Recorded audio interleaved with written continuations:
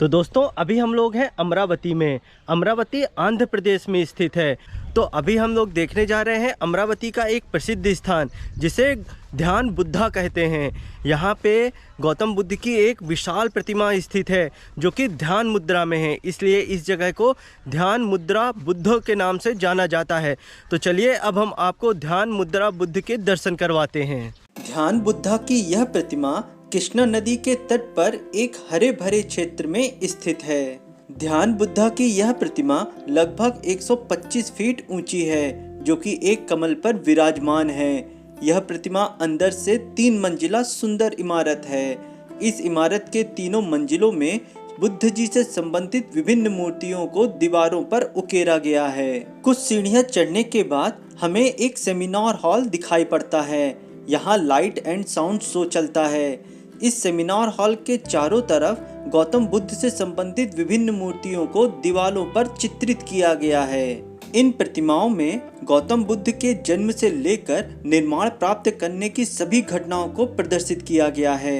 इन प्रतिमाओं में गौतम बुद्ध को बोधि वृक्ष के नीचे साधना करते, अपने शिष्यों को उपदेश देते, जंगली जानवरों और अन्य पशुओं के प्रति प्रेम भाव को रखते दिखाया गया है। साथ ही साथ बौद्ध धर्म के विकास को भी यहाँ प्रदर्शित किया गया है।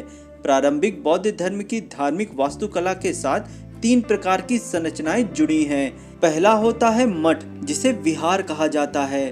दूसरा होता है स्तूप, जहाँ बौद्ध अवशेषों की पूजा की जाती है। और तीसरा होता है चैत्य, जिसे प्रार्थना कक्ष कहा जाता है, जिसे बाद में मंदिर कहा जाने लगा। यहाँ प्रदर्शित किए गए हैं। जैसे जैसे बौद्ध धर्म का प्रचार प्रसार हुआ, वैसे वैसे ही बौद्ध वास्तुशैली का निर्माण हुआ, जिसके फलस्वरूप गौतम बुद्ध की विभिन्न जीवन शैली को प्रतिमाओं और चित्रों के माध्यम से दिखाया जाने लगा। कई इमारतों को बौद्ध मठों में बदला गया, जो कि बौद्ध अध्ययन और बौद्ध साधना का प्रमुख केंद्र बना। इन बौद्ध प्रतिमाओं में धार्मिक और ऐतिहासिक महत्व को सजीव चित्रित किया गया है। यहाँ पौधों, जानवरों और मनुष्यों के मिश्रण का एकीकरण के माध्यम से कला के विकास को यहाँ दर्शाया गया है।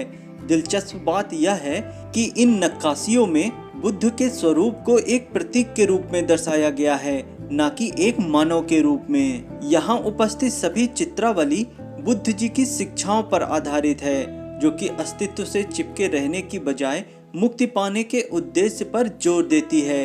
ये चित्रावली आध्यात्मिक विकास का एक मार्ग बताती है, जो कि तपस्या और सुखवाद दोनों से बचाता है। यहाँ ध्यान और योग के माध्यम से मन की साधना को दर्शाया गया है।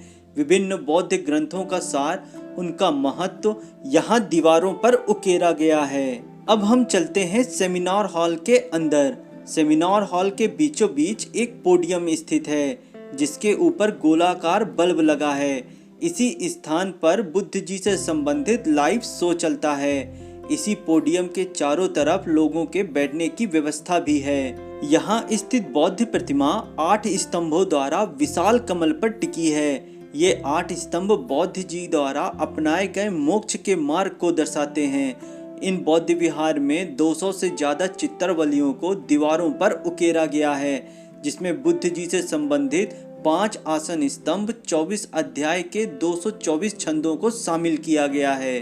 भगवान बुद्ध ने यहाँ अमरावती में राजा सुचिंद्र को उनके अनुरोध पर काल चक्र मूल मंत्र सिखाया, जिसमें राजा को अपने सांसारिक सुखों और जिम्मेदारियों को त्यागे बिना धर्म का अभ्यास करने की अनुमति दी। अमरावती के इसी स्थान पर होने वाले कालचक्र कार्यक्रम के दौरान 2006 में यहाँ दलाई लामा का आगमन हुआ, जिसमें दलाई लामा ने इस स्थान को एक अंतर्राष्ट्रीय बौद्ध अध्ययन केंद्र के रूप में विकसित करने का समर्थन किया और बौद्ध साहित्य के 300 खंडों को दान दिया और इस स्थान के विकास में सहयोग दिया।